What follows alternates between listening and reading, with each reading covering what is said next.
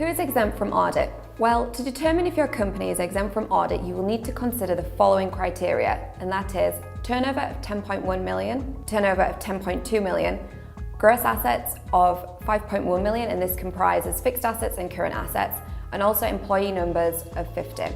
If you breach 2 of the 3 criteria, then you are required to have a statutory audit.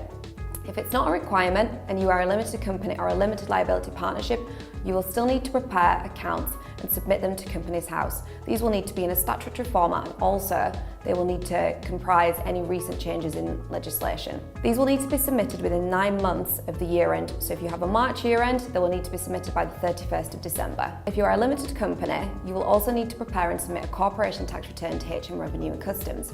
Any tax due will be payable within 9 months and a day of the year end, and unlike the accounts, the tax return is actually due for submission 12 months after the year end. So in this instance, if it was a March year end, you would need to submit by the following March.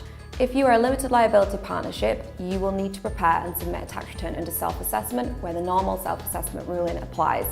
These tax returns will need to be submitted by the 31st of January each year. With regards to record keeping, HMRC advise that you should keep the records for at least 6 years following the previous full financial year.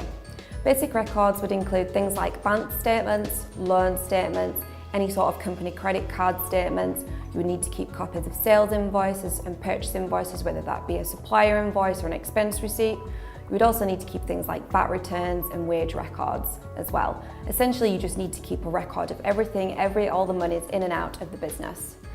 It's not a requirement to keep paper records. It's absolutely fine to keep electronic records, especially as today a lot of companies are moving on to a paperless office policy. So today a lot of companies are choosing to maintain their record keeping on a cloud-based software. The general consensus is that it's easier, more accessible, and will assist with the transition to making tax digital, which will be happening within the next few years.